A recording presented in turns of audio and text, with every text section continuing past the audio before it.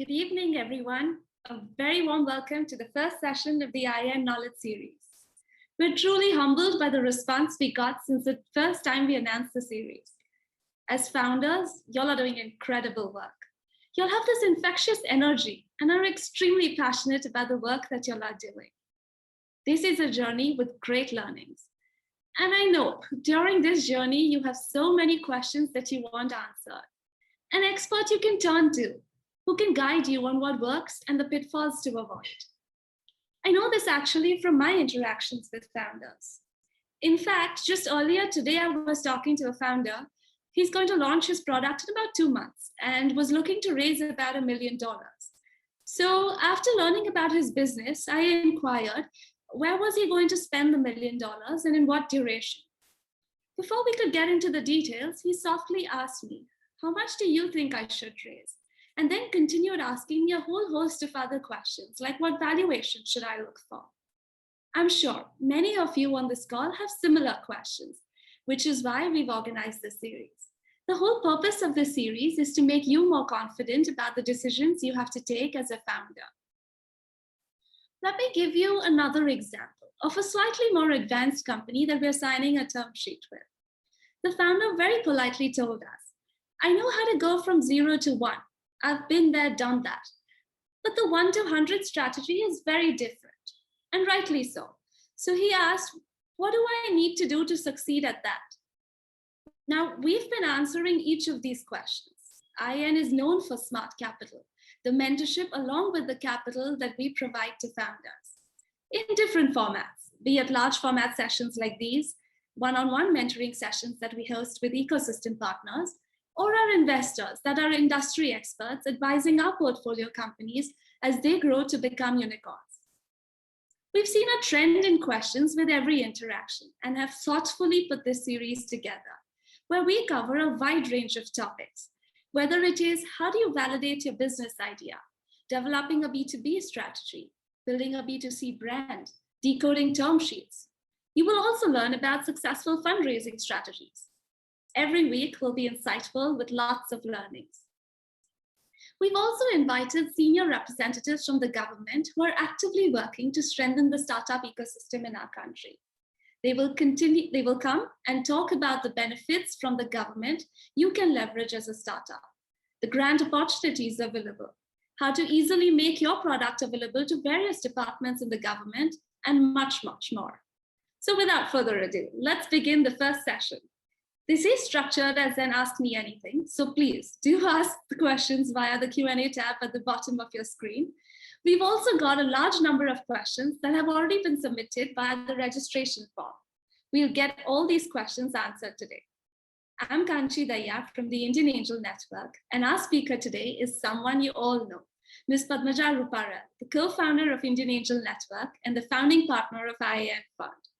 She is nationally recognized as a key player in the Indian entrepreneurial ecosystem, and engaging with founders is her way of life. Having closely worked with her, I can tell you, rain or shine, day or night, health and in sickness, irrespective, she is there for you. Well, I can go on and on, but today is about getting your questions answered. So let's get cracking. On behalf of all the participants, thank you, Padmaja, for taking time out today. To begin, I'd like to ask the question that quite a few founders asked on the registration form, which is, what do you look for in startups? Okay. At the outset, Kanchi, thank you very much. Special thanks to my colleagues, Tripti, who's also on this call, and my colleague Anu, who made all of us connect on this. So really appreciate the hard work all three of you have put. This is really a reach out that we are trying to do, not to say what is the best, but perhaps to share with you what we have learned over the years, over almost a decade and a half and more, on investing in startups and working with startups. So I have to first say to all of you, thank you for taking out the time, but this is not a session to tell you that we know it all. Actually, this is just a session to share with you what we have learned, and I'm 100%. It's been my experience through the years that I have learned more from you. So on that note, congratulations for even picking up the baton of being an entrepreneur, for creating an innovative startup and setting out a journey which is probably the toughest and a very low percentage that really succeeds. So best of luck at the very outset, and I'm sure each of you will do well. Now, what we have seen at IAN and what investors look for, let me quickly run through a few points. What we see in startups is really three or four things. Number one is, what is the proposition of the company? What is the product or what is the service that the company is wanting to provide to its customer base?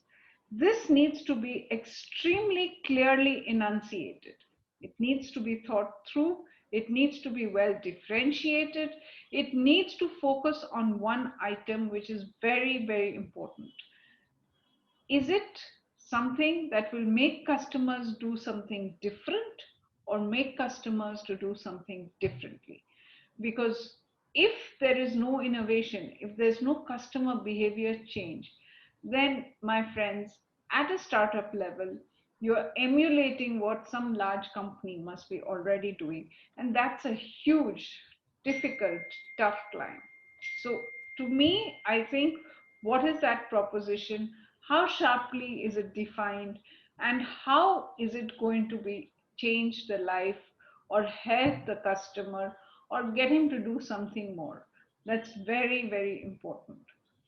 Number two, what is the market size of this customer base? The reason I talk about this is not purely to say that you cannot have a smaller market size, but the issue is more from the kind of investors we are. We are investors who invest in the equity or the shares of your company. And what our model of investing, and when I say our, it is angels, it is VCs, private equity players, we invest in companies where the share price is, let's say, rupees 100, and as the company grows, the share price goes up, which incidentally translates to what you probably know better as valuation, that the valuation of the company has moved from X to Y. And we look at these from an investor perspective. We hope that our money and the efforts and the execution by the team actually grows the share price dramatically. And then when it grows to a certain level, we sell and exit, and the difference in price is where we make our return. So that's the model, very, very simply put, because it's important for you to understand what investors like angels and PCs really look for. And therefore, if the price of the share has to go up, it is really focused on the top line as well as on the bottom line. But a very fast hockey stick growth in revenues is important, and that can only happen if you have a large growing market. And therefore, the market size of the company becomes so important. Typically, you do need to do research on it, to be honest with you. You do need to look at what are other products in the same category, how have they grown, what's the market size. But there's a lot of information. I think Google has been very helpful in life here. The second piece, besides the market, is really competition. Now, when I talk about competition, I'm not really comparing one product to another product, okay? But what I'm comparing is one solution to another solution for the same problem, okay? So that's very important to understand, because a product to product comparison is only a half job done, but a solution to solution comparison is a much rounded analysis. So do keep that in mind, because the customer doesn't really care whether it's product A or product B. The customer is going to compare that this is my pain point, or this is the problem I have. How is it getting solved? Is it getting solved through product A or product B, or is there a completely different solution to it? If you're thirsty, at that time, he really doesn't think whether water will help him or whether a Pepsi and Coke will help him. Okay, so keep that in mind, which really tells you that it's extremely important for startups who are raising money from investors like ourselves or venture capitalists or private equity, that these are companies, these are investors who invest in need to have propositions rather than nice to have propositions. Because it only when it's imperative for a customer to buy it will there be a large market, will there be alternate solution, innovation to alternate solutions, and it will also bring the revenues behind it. Okay, so it's very important, and I'll give you one example what I mean by need to have versus nice to have. It's just to explain to you. So all of us wear shirts, or we wear we wear office shirts, right? All of us need that. We will go to, let's say, a big bazaar or wherever to buy a shirt which may cost us 1,500 or 2,000 bucks. That's a need to have. What's a nice to have? I go to a boutique and I buy a nice lehenga which is going to cost me 1 lakh. Honestly, or even more for that matter. Honestly, that's a nice to have. I really don't need that. I'm not going to wear it regularly. If I did not have it, my life was not going to change. But if I did not have a shirt, my life was going to change. So keep in mind, is your proposition going to be a need to have or a nice to have? That's very, very important. Okay. And for entrepreneurs out there who may be who may have businesses which are more boutique or which are more nice to have, don't lose heart. We're just talking about investors of the kind I represent in terms of angels or VCs. For those of you who are more boutique companies, who are more lifestyle companies, there are alternate funding mechanisms. So don't lose heart and don't get impacted. But this is just to explain to you where we come from. The third piece is, now you have a product, you've understood how the market is growing, you've understood the competitive analysis, so you figured out what your niche is, which tells you that, okay, who is your customer? Okay, the customer, please remember this is a mantra. The customer is the person who takes the decision to buy or purchase your product. Okay, you have to ask that question. So if you are a B2B business which is selling into a company, you need to figure out that I have an HR product. Is my decision maker the HR head? Is it the finance head? Is it the IT head? Or is it the CEO? It's extremely important to figure that out, because if you don't figure it out, you're honestly wasting your time. You may think it's the HR head, but if the IT head says, I don't really think this is right, it won't even integrate into my system, and I'll be spending much more money integrating, the HR head's solution or his recommendation is not going to stand. It goes to the finance head and says, listen, it's not going to work because I don't have a budget. That tells you that your customer is not willing to pay the price that you want him to pay. So your pricing strategy needs to be looked at. And if you go to the CEO and says, you're the CEO, please decide, it doesn't normally all the time work, because the CEO is not going to be deciding on functional products. Perhaps he has to look at the overall company, and he has a senior management to take those calls. So just be very, very clear that as you maneuver yourself through your customer who's a business, who is the decision making? If it's a consumer, you still need to figure it out. Okay, if there is a child who's taking, it is sometimes a child who's honestly pushing the decision to purchase, right? You've seen a whole lot of advertisements, you've seen a whole lot of shelves filled with stuff that you don't even think children decide, but be aware they do. So figure out who's your decision maker for the purchase. It doesn't really matter at times who's signing the check. So be very clear on that. But basically you need to figure out who's the customer and how do you get him to decide Okay, and if your product is something that can have repetitive sell, then how are you going to have your customer retention strategy? So that to me is your customer acquisition strategy, because if you don't have that, then you really question the very existence of your business, because a business's existence is basically having a customer.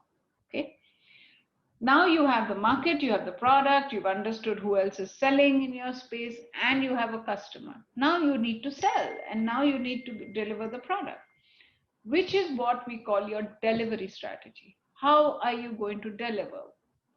If it's an online product or if it's a software product, how is the coding going to happen? How many people do you need for building that product? How are you going to do the cyber security? How will it sit in? How will it integrate with your customers' IT system, etc., etc.? If it's an if it's an offline product, how will it get manufactured? Where will you build? How will you build your supply chain? What will be the timelines of your supply chain to your delivery date? How will you put it together? What will be the real estate if at all required? How will it get packaged? How will it get delivered? What is your AMC, annual maintenance contract? Does the customer need access to spare parts? All of those things are part of your delivery strategy. And do remember, it is when you deliver and the customer is satisfied, it is only then and only then that you will start getting revenues. Okay, some very nice customers do give advances, but don't bank on that. That's not customer building strategy. It's important to understand that your delivery has to be very, very clear. Okay, and it has to be done extremely well, high quality, in time, and well priced. That is what is called delivery or service with a smile. It's not your smile, it's the customer's smile, which is important. So that's your delivery side. Now, who's going to deliver? Who's going to do all this work, right? That's where you need a team. And the leaders of the team are the two founders. So for people like us, or at least personally for me, where I've invested in almost 50, 60, 70 companies, I think the biggest piece for me is those two founders. Do they understand this space? Do they have the energy? Do they have the passion? Are they leaders? Are they going to build this business irrespective of my money? Okay, is this something which they really want to do? Are they complementary? Are they bringing complementary skills? Do they know each other at least? Or are they two strangers coming together? That's a difficult one, right? Two strangers trying to get to know each other is a difficult journey in its own right. And I join in as a third stranger, that just compounds the problem. So bringing the team together is extremely important, and understanding the team is hugely important. Beyond that, the founders are really leaders. They have to build the entire team. They have to be able to build the supply chain, the vendors, the customers, raise money, all of that. So the founders are the only two things in a startup that one can really put a grip around. The rest is largely a PowerPoint and an Excel sheet. So to me, 70% of my reason to invest would be the founders. And it's so imperative, therefore, to focus on yourselves, to say how you are presenting, and ask the questions that we would ask.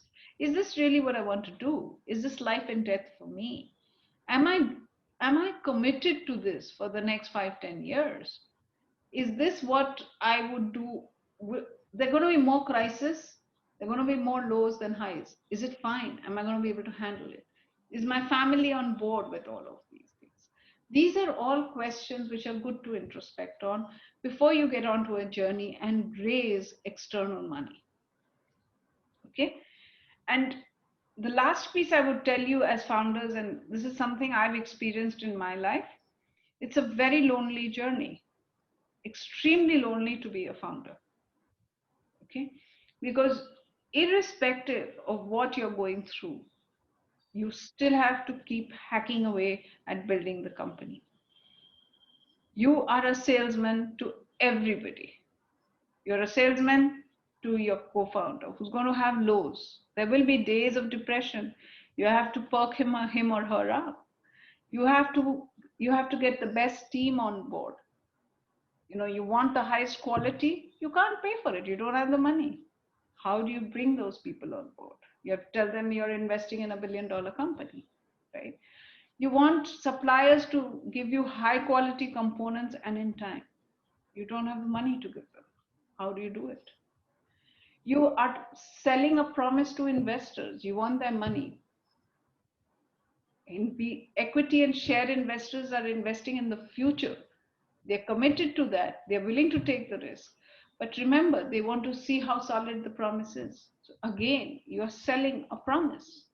You're not selling a product. You're not selling something which is tangible. You're basically saying, listen, I'm $1 million today. I'm going to become $1 billion in 3 years' time. That's the promise you're selling. So you're selling. You're even selling to your wife or your husband or your spouse or your partner or your children. Say, oh, I'm only doing all of this for you guys. It's a very, very lonely journey. And it's very imperative that you understand this more than your team. And it's very imperative also to have a team which is committed to you, which is loyal to you, which is willing to grow with you, which is taking the risks and the ups and downs with you. Because that's the team that plays the foundation of your organization.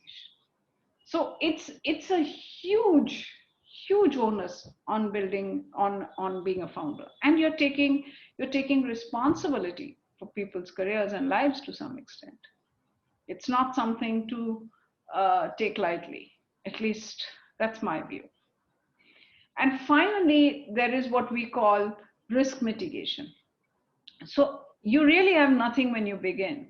So everything is a risk. Will you execute? Will you be able to sell? Will it be a good product? Will it be a product that the customer will buy?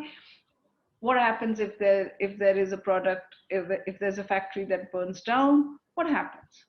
How do you understand, recognize, and anticipate risks? And how do you build risk mitigation strategies for all of them? Those are important. And all of what I've said to you for the last 10 minutes reflects in your financials. Have you tried to think through every single line of revenue and every single line of expense? How deep have you gone? The financials, why we ask them for, we know every single column except the first left column is going to change. Because they're just numbers. One number changes in your Excel sheet, everything will change, right? What we're looking for is the left column. How well have you thought through each item of revenue, and how well have you thought through each item of expense? Because that gives us a sense of how well you have thought through your business. And then, what is it that you're looking for? How much are you looking for? I think Kanchi referred to somebody she talked to, and that's true. I get lots of entrepreneurs who come and tell me, ma'am, we need something from 5 to 10 crores. Excuse me, that's 100% difference. You need to be clear how much money you need. What's your cash burn? What's your monthly run rate? Where will you reach with the money you're raising? Suppose you got less, what happens? Suppose you got more, what happens? You need to be very, very clear in your thinking. You can't be coming and saying 5 to 10 crores. And then you have to think through, okay, how much money have I put in? What effort and what have I achieved till date? And how do I value all of that? And finally, please understand, at a startup level, there is zero formula that works. The younger you are, it's more of an art than a science. As you grow the company, as it grows, you have data points, which go into formulas, and it starts becoming data-based.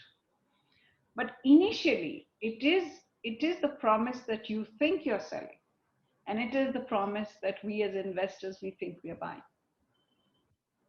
So understand this. And it's very important, therefore, to have investors who not only can write a check, of course, they should be able to write a check, otherwise, it's senseless to talk to them if you're raising money. But can they add non-financial value? Can they bring in guidance? Can they bring in mentors? Have they done things in life that are useful to you? Are they good people, good human beings? It's very important. I know many companies which have raised money at a lower valuation only because they like the investor, only because they think they will add value. If you look at InfoEdge has raised very, very little external money, but it raised money. It had multiple term sheets, but it decided to go with a term sheet with a lower valuation purely because there was a chemistry with the investor. And look where it has reached. It's a classic garage to IPO. And look where it has reached. It's the only consumer internet company in the country which is EBITDA positive. So building businesses at a startup level is a game of people. It's not a game of formula. How do you interact with people? How do you build customer relationships? You have nothing to sell except yourself. It is how you work with people, how you build teams, how you work with your investors, how you work with your vendors, that is going to ultimately create value for you. So please focus on that one piece. That's all I can say. And I'll stop here because I think this was more of an AMA rather than anything else.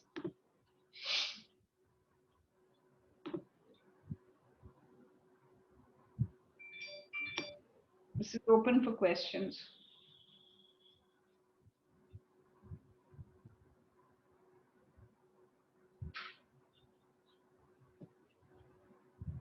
Let's get to some questions that have come to me.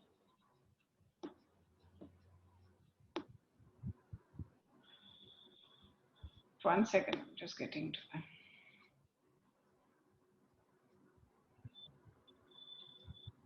How iron portfolio startups built the engineering team in their early days? That's a good question. Usually a critical, if engineering a product or a technology is critical to the business, they do bring in a co-founder. But many companies have also outsourced some of their engineering. But it's very important. This is from Ashish Mudgal. It's very important that you understand how critical is the IP and the design that you should hold within the company. You can contract out the engineering of the product finally. I hope I've been able to respond to that.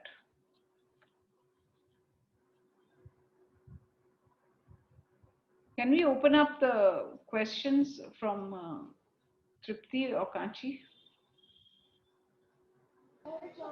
Yeah, we've added the question for me. I have a very long question from Praveen Lamba. Praveen, I will put my email ID on the chat. Please feel free to write to me and we'll set up for the team to meet with you. How do you know the valuation is right, as they tend to vary from person to person? There is nothing right or wrong. It is what you think is the right value for your company and what the investor thinks is the right value for his investment into your company. So as I mentioned, there is really Rajbir Singh. There's no formula. There is no DCF method that works at a startup level. Ultimately, it's a discussion. Ultimately, it's the value that you can see from the investor and the confidence that you can give to the investor that what you're trying to build is worth it. Do we really get seed from IN? Yes, you do get seed fund. That's what we do. I'm sorry, I haven't understood your question. This is from Biswa Nayak. Okay. Please do connect and we'll be happy to help you understand that better. I did talk about valuation, so I suppose Mr. Joshi, will come. You got your answer.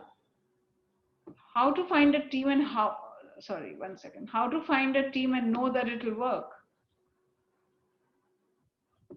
I think team building. If you have a co-founder, then you have to recruit and you'll have to network with a lot of people. LinkedIn is very useful. You'll have to spend time with the key people who you are recruiting. Make sure they're aligned. Make sure they have the right competencies. They buy into what you are what you are selling and building, and they buy into your vision and your dream. I think it needs investment of time, and it's going to take some effort. As you build a key team in the second level management, they can then go and build the teams under them. Is projecting financials important for a startup at the ideation stage? Looking for funds, if you're looking for funds, I presume there is some need to look at projections.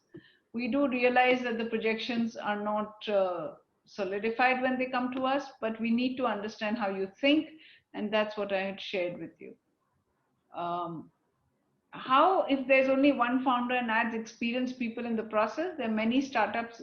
Yes, that's a good point. It depends on how you are bringing others in, whether you're sharing equity, whether you're able to bring them and stitch them together. They give they are there for the long run and not going to do a vanishing trick after 1 year or 2 years. So yeah, we don't mind looking at it, but it is a higher risk, remember that. So think through how you share your equity. That's the key word there. How do you retain them? That's the key word. How to approach an angel investor? I think you can write to us. We are available. We are easily accessible on the net, and we'll just key in our email ID, so you'll be able to do that. Can you suggest something for the startup who are dealing with nice to have product, particularly if their funding needs are like 60 lakhs? I think you should talk to some of the banks. Each of the banks now have to invest in MSMEs and startups. The best bank to my mind would be Sidvi. Please approach them. Somebody's writing in from Nepal. I'm looking for a FDI partner in Nepal for chemical fertilizer. That's a tall one. I don't know this very well, so I'm sorry, I'm not able to answer. Is it true that investing in a need to have proposition would be better than investing in a nice to have? While FB was a nice to have, how would you feel about investing in similar? Now, what I'm basically saying is kind of investors we have. We look at companies which will have a large market, and large market companies typically have need to have. Your point on Facebook is well said, and I think it's a great idea to have asked that question.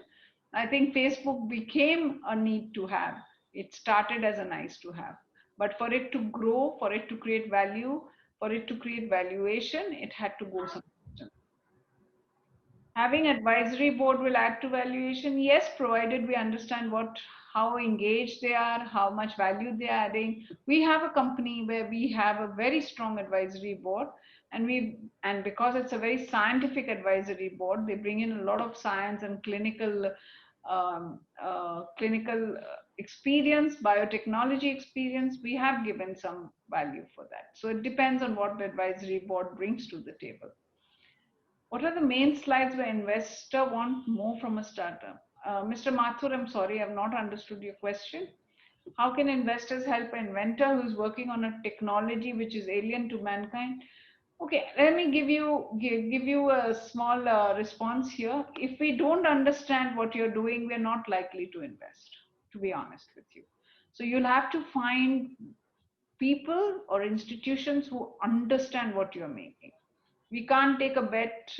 We can't take a blind bet not knowing what it is. So that may be your real challenge. Is description required on slides or some bullet points? I think we have a standard deck that you can look at. It gives you bullet points. It tells you where you can expand a little bit. It gives you formats. So my suggestion is please go to the IN website and pull it down. Somebody met me from Arya Eco-Friendly Air to Drinkable Water. Yes, I remember, Sanjay. I hope things are good.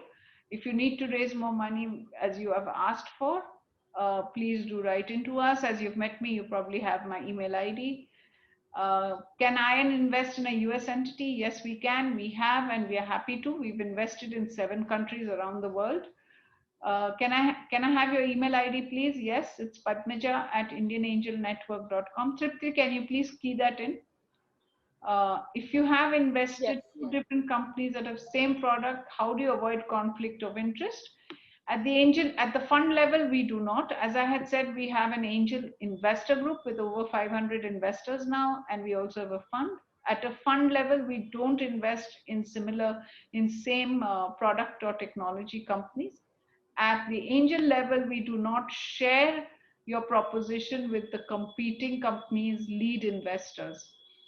Because remember, out of 500 investors, only 30 may invest. You have access to money from 470 investors, so you don't want to lose it. So keep that in mind.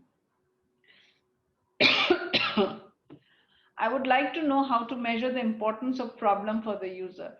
I think you will need to speak to the user, understand how big a problem it is, whether he has alternate solutions, whether your proposition can do it better, faster, cheaper, whether it takes him to do more than what he's doing. I think these are customer interactions or potential customer interactions which are very important. How do you reach out to a competitor to tell them about the possible collaboration? Oh, that's a nice question. Just say that I think I'm doing something which may interest you. Can we start a conversation? And then see how it goes and pitch your product and your company well. It may work. How is the funding for a single founder with I've already answered that.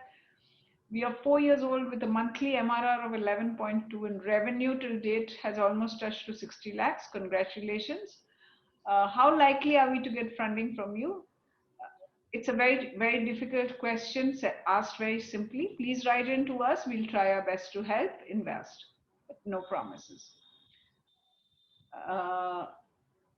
Sorry to disturb. For seed fund is traction and revenues. It's not traction and revenues. We want to understand whether there are customers who really want to buy this product or find it useful. How does IAN help the startup in ideation? We are not an incubator, so I don't think that is something we do. How do I decide product to be built and decide right niche area? I think you need to talk to others, figure out what's your domain, your industry, interest, connect with incubators, connect with mentors, and talk to them. They are the right people. Vivek Joshi says he has a very promising product. We want to move to next level, need investor. Sure, please write to us. Is it required to write slides? Yes, I think you need to send us something. You don't want to write slides, send us some document. We are open. We are omni-channel, organic and eco-friendly. Great. Quora did not generate revenue for the first 9 years. How do you think the Quora team managed to raise the first 4 rounds? This is all on Google. Please do the research. There are case studies. I just think it's better use of my time not to repeat Google. What is the entrepreneur ability to get fund of business startup? Which documents show to investors? I think your pitch deck and presenting them and walking them through your Excel sheets for your financials may be a good way to start. Yes, we invest into startups based out of London. Somebody asked me that question. I'm sorry, it's scrolling very fast. What is IAN's take on a startup that is solving a problem with a generalist versus a specialist? So in a way, I'm sorry, I haven't understood this question. Maybe you can write to us and we can surely help you. Hardware startups can look for funds. We're very interested in that. And we have invested in pre-revenue companies like Noka and Chakra, which are both hardware startups. Mobile salon aims for betterment. Yes. What can I do for a salon owner to join this app? I think that's called customer acquisition. You'll have to figure out your sales strategy. I believe even the nice to have been transformed to need to have. Yes, it has. So what strategy should be overall be implemented to transform the business from the My friend, this is a very good question, Mr. Ashutosh Kumar, but it needs more time than one sentence, to be honest. I will be doing a disservice to you if I try and respond to that in a sentence. IN has partnered with Indify, yes. US investment banker is raising debt with intellectual property. I will need to pay for the, and you, hereby request you to lend. I think you should just connect with Indify. If you write to us, we will connect you to Indify. They are the ones who are handling this part. We have a MVP ready, and to scale our business, we need seed funding.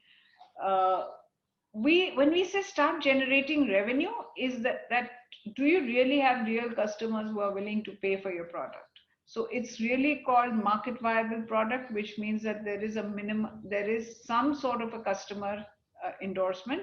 So please think through that. Don't think through the way you've written it. My product is a nice luxury fashion product. Wants to support hand embroidery. Yeah, okay. Please write to us. We'll share with you how you can pitch to us. Please look at one of our companies called GoCoop, GOCOOP. They are into a similar space. Maybe you can learn something from them. My email ID we will write in a bit. I think Tripti, can you please make sure it's written? We've already written, yes. Okay. Everybody in the chat box, I've just put in. What is the timeline entrepreneur should keep in mind while preparing P&L or giving projections? At least 2 to 3 years. Do you support startup proposals based out of, India with Indian and international founders serving international markets and concern? It's a convoluted question, but I can only say yes, we can look at it and figure out what you're trying to do.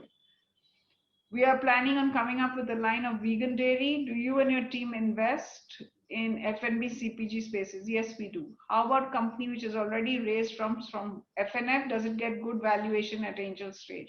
Well, it does get a valuation at angel stage. Good lies in the eye of the beholder. That is either you or us. What is the expected traction in an edtech startup to be able to raise 2 crores funding? It depends. EdTech is not a simple one. I think you please connect with us. We are very keen on investing in EdTech. We can talk to you and figure out. I was told for 3 to 6 months observe period. By when should I recontact? In 3 to 6 months would be good from whenever you were told. We are building a hardware product that houses billion-dollar opportunity, but not in India. We are young founders who don't have experience working abroad. How do we approach such a situation? I would suggest that you rethink whether this is something that you can do. And because you don't have experience working abroad, you do not have much idea on how to start in a foreign market, and you don't have expertise in the real estate or housing space, it might be useful for you to do some introspection. What is the current market for pre-seed investment terms? Are investors in India highly receptive to US companies beachheading in India? Do IN investors require strategic role in the startup? I don't have an answer to your first question. I haven't understood it. Your second question, yes, we are open to US companies beachheading in India. And do IN investors require a strategic role? Well, we as IEN, we invest if we think we can add value beyond writing a check. So we would like to engage and help the companies, but we neither micromanage, nor do we want to take operational roles, nor executive director positions. So that should probably help you answer your question. What investors take an operation plus tech business strategy like Swiggy? Good business which succeeded. Are investors skeptical about solo founders? I think I've already said that. I've already responded to that. Recently sent our pitch deck. We really started our e-com site, but thank you for sharing your details. We shared the proposition with them. They recommended. Well, what does happen at IAN, at the angel group, okay? The checkbook lies with the individual investors. So we are also dependent on what they wish to invest or not invest. And we do send out decks to investors and with people who have either invested in that understanding of the industry. And in all transparency, we do share the feedback that we have got from them. So please do keep that in mind. At the angel level, the checkbooks are not sitting with IEN. Investors should be should be convinced that this is something of their interest. But as you have been told to connect back after 3 or 6 months, please do, because it's important for you to keep knocking. Money doesn't come easy, never has for anybody, and you won't be the first one. And I hope you are, then I think you're the luckiest in the world. But do please come back when you're ready with either the traction or whatever has been indicated to you. Can I raise seed fund of 50 crores for a business already earning within 10 crores? I don't see why you can't. You can. Is there any criteria where seed investors look at the funds invested by the founders? Yes, we do. When we look at it, we look at also the background of the founders. If there are people who really come up the hard way and they've still invested a small amount, we value it. The people with very good, shall I say, more comfortable backgrounds, if they've invested a small amount. So there is a relativity that we keep in mind. But I think all in all, funds invested by founders is hugely respected by investors, because that's not only endorsement, but that's also taking real risk. So yes, we do. Does IN do debts as well? I'm afraid not. We only do it through a partner, which is Indify. What kind of an investing body that is suitable for a startup focused on digital health and well-being? Well, we do that, so you can connect with us if you would like to. Would it be okay for a company to not have a revenue model for the first few years? Yes, if you're building an IP, that's fine. But not to have a revenue, you need to explain to us why, but happy to talk. What would be the basic or first impression information to be written to IN as a pitch? My suggestion is please go through our standard pitch deck. It's a good guiding document. It will help you to write better. Is skill development initiative attractive for investors? We are fine. It depends on how you are doing it, how you scale up, how quickly you can grow the business, how much value you can create. Does a startup mean it should have full-time employees? Very, very good question, Mr. Sadkhadi, I think. We invest in companies where the founders are completely full-time. This is life and death for them. That's how we look at it. So for us, founders have to be full-time employees of the companies and completely focused on nothing else. We are planning on coming up with a line of vegan dairy. I think I already responded to that. Does your investors jointly take a decision to invest, or your internal financial hire decide on behalf? No. In the angel level, the investors decide. At the fund level, the partners decide. In view of the COVID pandemic, is there any difference in the investment sentiment at time? It's a long question. I think investors are still investing. We've been raising money for a number of, I think we did 5 or 6 investments in the last 4 months or 3.5 months. Our companies have also, 3 or 4 companies have not only raised the next round, but they've given cash exits to our investors during the lockdown and COVID time. So there is clearly appetite. Many of the other asset classes that investors have, they are sort of muted, whereas a startup asset class or an angel investment asset class is sort of growing. It also is giving better, it has proven to be giving better investor returns than others. So all in all, there is interest, but it has been tweaked by the consumer demand and behavior due to COVID and lockdown. So that surely has changed. What is the way which gives angel investors contact numbers? I'm sorry, we don't give those numbers out, but if you write to us, we will try and bring you in front of investors. We have developed an app to help poor and needy. It will be active during COVID situation. Okay. I don't know if you think, I'm not clear from your email if this is a for-profit business or a not-for-profit. If it's not for profit, then we are not the right people. मैं असम के हूँ. अच्छा, हमको machine and working capital चाहिए CTC plan बैठाने के लिए. मुझे बिजनेस सक्सेसफुल होगा. जरूर. आपको यदि मशीन चाहिए और वर्किंग कैपिटल चाहिए तो आपको शायद बैंक की जरूरत है. आप बैंक से बात करिए, क्योंकि मशीन और वर्किंग कैपिटल, मशीन के लिए फंडिंग और वर्किंग कैपिटल आपको वहां से आ जाएगा. हम नहीं कर पाएंगे मशीन के लिए. Let us go. In this modern age, you want every service with fast and no trouble. My startup, full relief, every person required beauty service. IN portfolio provides funding. I haven't understood what you're trying to do, but please write to us and we'll be happy to look at it. We have completed 3 years and our turnover is almost 40 lakhs. Congratulations, Mr. Amit Kumar. Best way to meet with investors and explain your proposal is please write into us as shared on my ID on the chat. Is skill development space attractive? Yes, it depends on the business model. I have started online personal and hygiene to co-delivering personal care products at affordable costs. Now seeking seed funding. I am a single founder having 10 years experience. Mr. Bhattacharya, I think a lot of your questions were answered previously, but please feel free to write to us. How to raise fund for ideation stage? Sir, that's usually grants depending on which industry or sector you're looking at. Do you invest on WedTech platform? Yes, we do. We've invested in WedMeGood. So that should answer your question. I would like to provide software solutions and develop software application by Swadeshi hardware platform. We can look at it, sir. I haven't got the complete understanding, but feel free to write to us. I'm a banker. I see a lot of queries on building pitch deck and business plan. Happy to support. Thank you, Mr. Garg.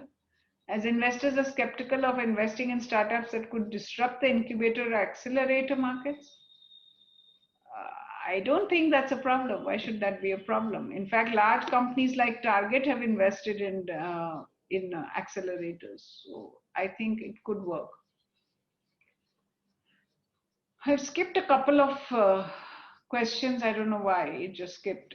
We have 1.5 lakh revenue for first quarter, aiming 2 to 3x increase. Should our revenue influence the raise, whether it should be 150 or 500, or should be more on a need basis? You should raise how much money you need to take the company to a certain point. That's how I would say. Please don't raise less, because if the investor thinks you're raising less than what you need, they'll not put in the money. They don't want their money to go down the drain. And if you raise more money than you need, you will be diluting at a lower valuation more than you need. So you need to work the funding requirement out well.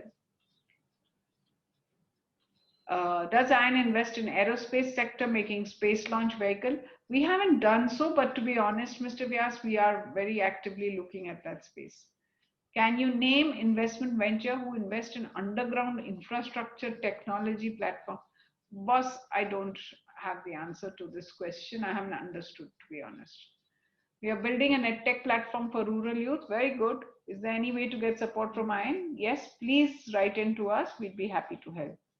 When we dilute some stake, then this comes only in equity or in debt form? Well, we are an equity investors, so it's equity. We have 4 founders, 2 of them are still working just so that they are able to pitch 1 lakh. Okay. No, this is a good idea what you're saying. If 2 of them are still working to make sure that it keeps the home fires burning for the other 2, I think that's great endorsement. That's great camaraderie, great partnership. We don't see this as a red flag.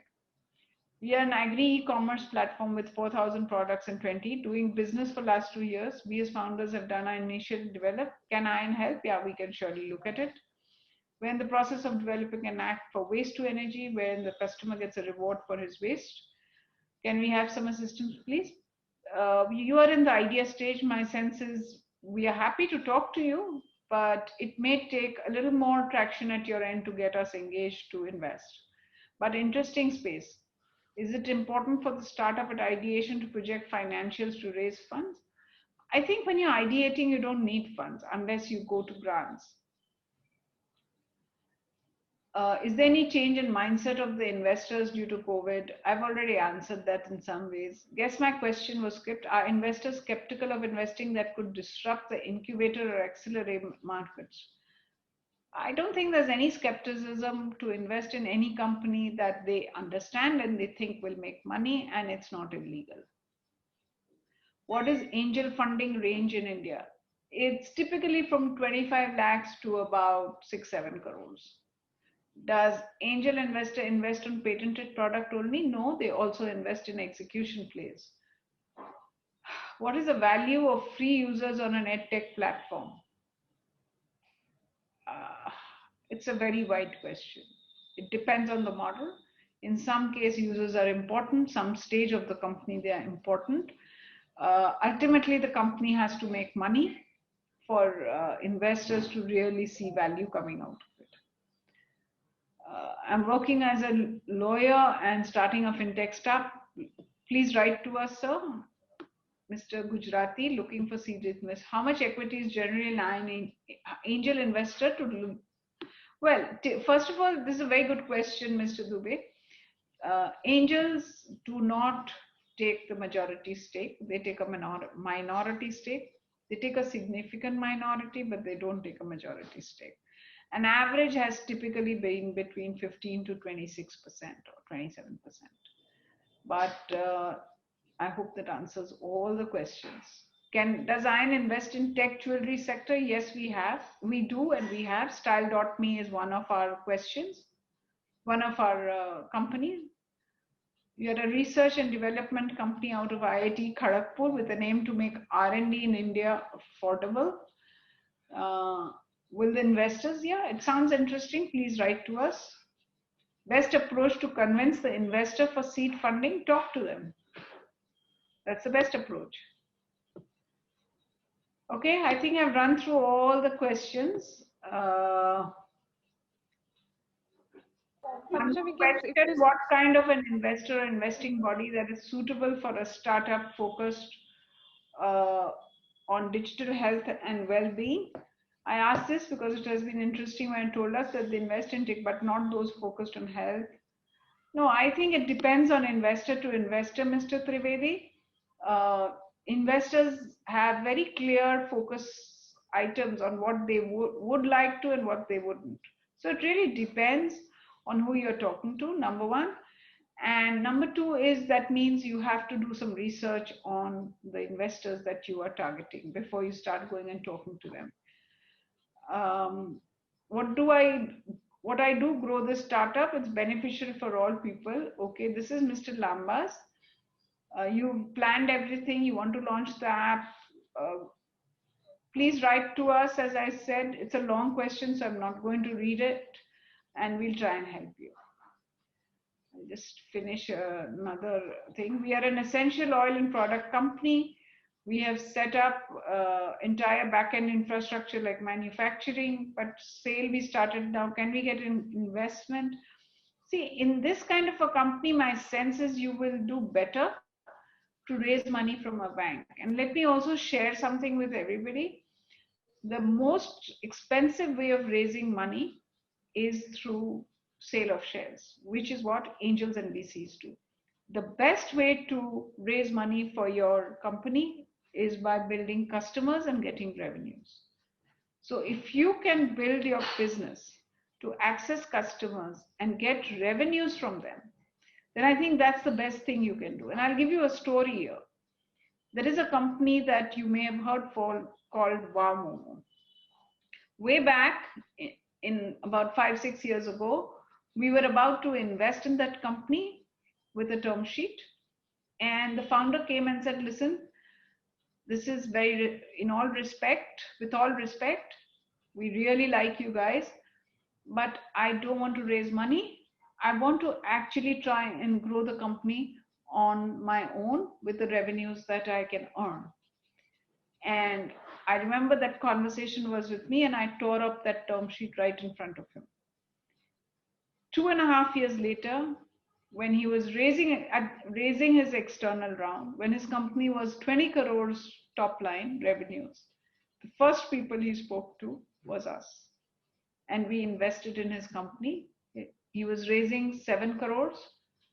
We landed up investing 10 crores in that company. Now, of course, he got Lighthouse to come in and invest after us. He's got Tiger to come in and invest after Lighthouse, and the company is going great guns. So it's very important as an entrepreneur that you think through what you want to do with your company. Why are you starting up? Is it that you want to build a business? Or is it because you want to do a startup and raise monies? There are two very different propositions there. If you want to build a business, you need to think through how you're going to make revenues, and by plowing all those revenues into the company, how far you can take the company. That's very, very important. And that's honestly the best way to build businesses. 20, 30 years ago, there were no VCs. Angels were not even there. Angel investing started when IEN started, and we built that 15 years ago. So businesses still existed, businesses still started, they were built, they did extremely well, they became very valuable. That happened because they built it through customer revenues and not through external equity funding. Many businesses like that, okay? If you can't do that, then think about debt. I know it's sort of saying don't come to me, because I really believe that what is good for the business is what I should be talking about. So if you think you can get debt, go through it, because then your returns are limited, they're capped. You know, you may agree to a 12, 14, 15% interest per annum. So at least you know you're giving up that much. But when you give equity, they're co-owners. And that is also the reason why I say it's very, very important at a startup level to not only look at the valuation or the ability of the investor to invest, but how much value add can that investor do for you? What value add are they bringing beyond writing a check? How well do you get along with them? Can you, when you are in crisis, can you go to him or her and ask for advice? Is that person going to be your anchor when you're going through the toughest phase in your life? So these are very, very important questions which I would suggest you think about. So I think I've answered how confidential is our proposal after disclosing the investors. Look, why would an investor go and take this proposition to somebody else? If they wanted to do it, they have the money, they can set up a similar business, as they could set up the business, and they have much more control on the business and on its success. Why would they really do that? Investors' business is to invest in other people's company, and their business is to make returns out of that capital invested. So it's very important to understand that. And again, I'll go back. It's very important to therefore raise money from credible investors, from reputed investors, because those guys are not going to do that. I mean, we have a policy at IIN. If we see anything which is not right with our governance or our value systems, we have asked investors to step down. And that's important, because we believe that that is what makes for not only good investing, but it makes for building good businesses. Our interaction, our credibility with entrepreneurs is very important. So those are the kind of things we do to ensure this happens. How can we get mentorship from me? Mr. Dwivedi, please write into us if there's any mentoring that somebody can do from the team.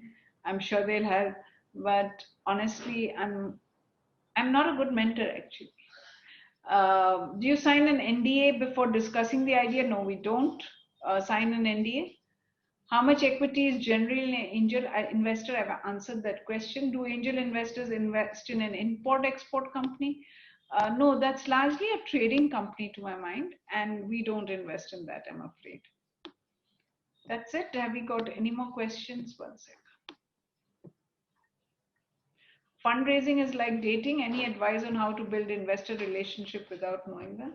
You're right, fundraising is like dating, and investors do get married to entrepreneurs. And unlike other marriages, investors also look for a divorce. They want to step out of the company and they want a hefty alimony by selling their shares. So, Mr. Shah, well said. I just extended to the point of alimony. There's somebody writing, I can make out.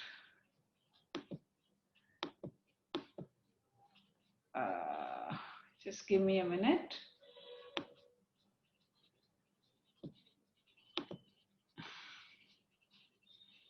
Again, the question has come up, how much equity generally an angel investor looking to take?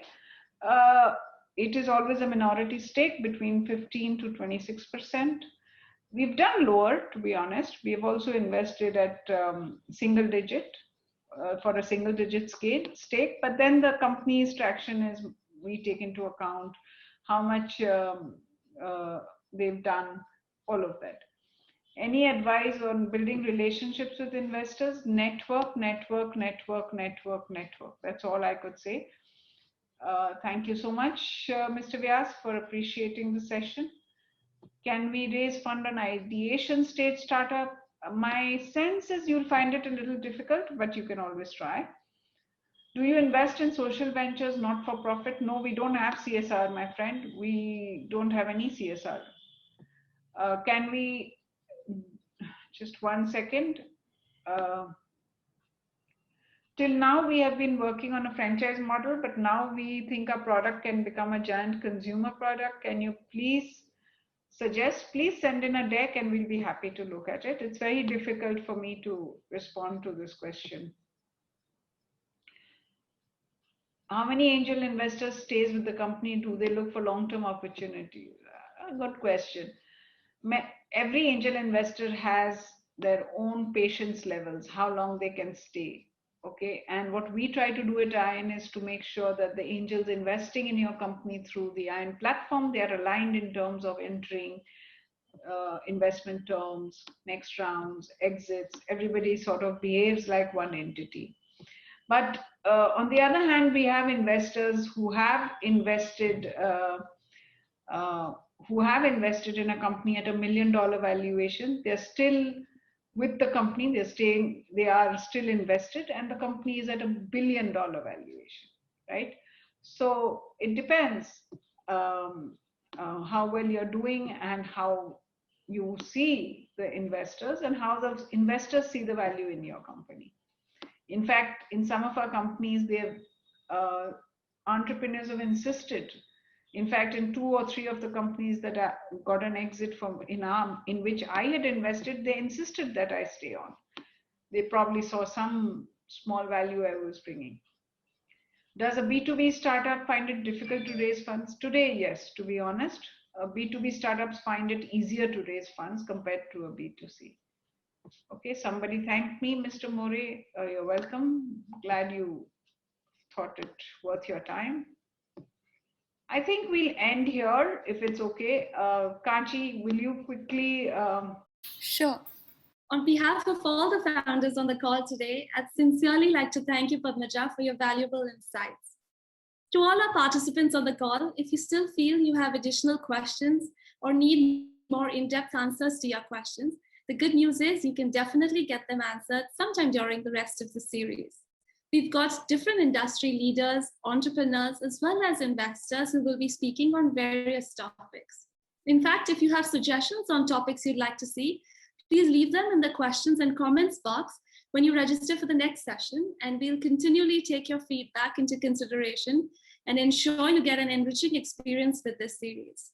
So don't worry, you'll get ample opportunity to ask all your questions.